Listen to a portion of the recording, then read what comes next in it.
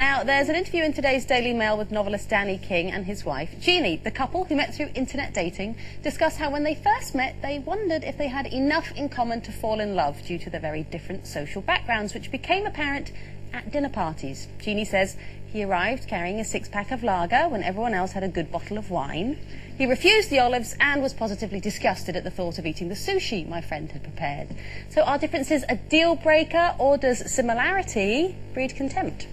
I think it's good to have you know, the majority of each other in common, but I also think it's good to have each other's personality and interests separately as well. Right. You know, I'm glad that I, you know, don't necessarily agree with everything that Ray says or does. I don't agree with most of it, but I mean, because I like that. I like that when we sit down and we have a really heated discussion. I don't mean rowing, but a real heated discussion about each other's viewpoints. I think if we just totally agreed on everything, I would get a bit bored, I think. But the thing for me, the deal breaker for me is it's not being, you know, obviously academically brilliant. They don't need to be that if they go out with me, to be honest. Do they not? But I can't bear someone who has no common sense. That is such a turn off for me. Bit dim. Just thick. Yeah.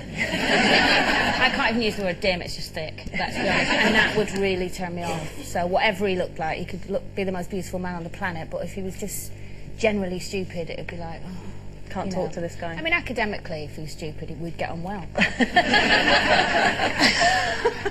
Carol? I think the class thing is important, actually. I mean, yeah, I did. I went out with a really posh boy once, and it didn't work. I thought his. Well, it just makes you feel more common. Well, it makes me feel more common, yeah, more self-conscious. And I did actually think that the driveway to his house was like a little road. Yeah. And I did say, oh, it's a funny little road. And he went, yes, it's my driveway.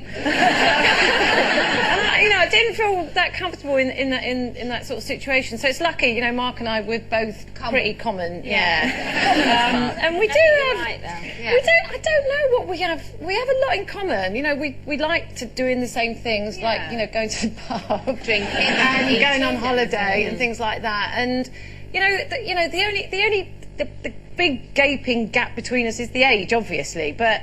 And you notice that in some respects, like, you know, once we were shopping for sunglasses and I tried a pair on and he went, I don't like them. And she went, and the sister turned around to him and she went, oh, you don't like them? This is your son, yeah?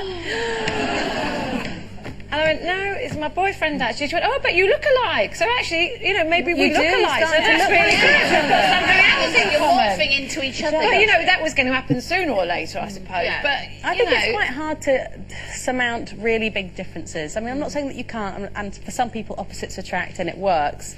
But I think in my younger days, I didn't think that was. I thought that was completely irrelevant. I had quite a romantic view that. Doesn't matter what your backgrounds are, doesn't matter what your values are. As long as you're in love, yes, that was it. But there's a lot of baggage and a lot of hard work that goes into that if you're compensating for each other all the time and trying to make sure everyone's not feeling, you know, sensitive about an issue. And it's a lot easier with somebody that you do have a common ground with, I think. Yeah, you don't want a mirror image, do you? You don't want someone to be exactly the same and like everything the same. But and also it does help if you've got, you know, certain differences about you, because that way you'll always be interesting to the other person. And, you know, I'm absolutely desperate to hear what you've got to say on this. I'm listening. No, the thing is, when I was with my ex, when we first met, we were similar. We were absolutely wanted the same things. We did the same things together, and then I grew and he didn't. So we changed and we grew apart because I wanted other things.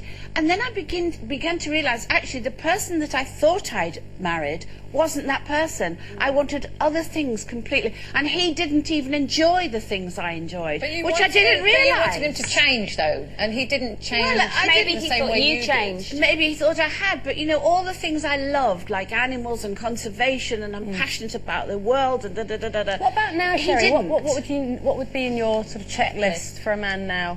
Well, it would be very... yes. No, not even breathing. I don't have a checklist because I have no wish or will to meet anybody. You know, the door is completely shut and the wall's down. You do. I think you're scared. No, I am, of course. I am scared. What I need to do is chop off Ken or something of Ken's. Yes, I need you to drag chop him it off. around like I think if you pardon me saying, and Yes. we say this only because we love you and we want you to be happy, and that is, you identify yourself through the filter of your past. You don't know who Sherrie Hewson is unless she's dragging all that nasty, painful baggage around with her. That's your frame of reference, and I think you do. You need to cut it off and launch yourself into the world, a whole new woman. Do you know how... Unhindered by the past. She's right, And, I'm not a big fan or a believer in therapy, but I actually think you would seriously... and I don't mean that in a nasty way. Therapy. You would benefit You would, from some you good would. therapy. Basically, Let's get it sorted. Yeah. Your first chance